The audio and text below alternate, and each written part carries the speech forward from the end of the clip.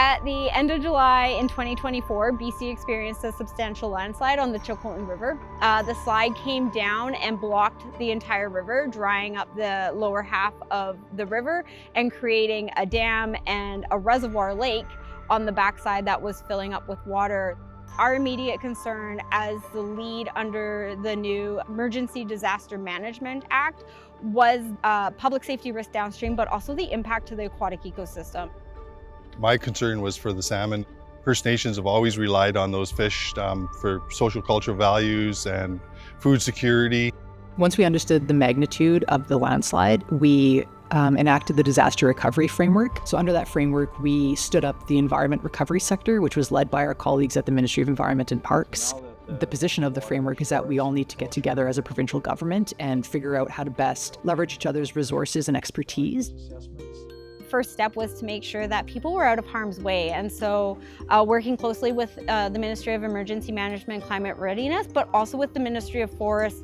We were kind of monitoring this area, listening to see if there was any big bangs, anything of concern that would indicate that perhaps this was going and that the water was going to release. We had consultants reaching out. Everyone wanted to see it firsthand.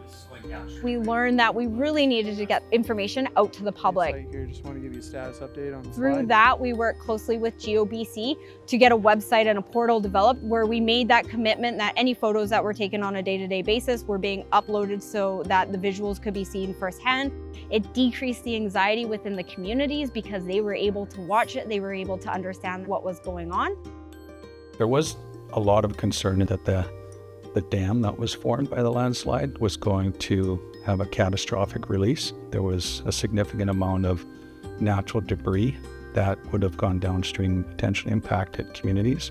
Fortunately, that didn't happen, but what did happen was there was flooding.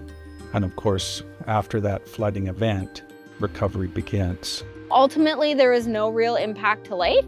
There was substantial erosion that occurred on the Chilcotin River, and there are areas that are still at risk within that vicinity.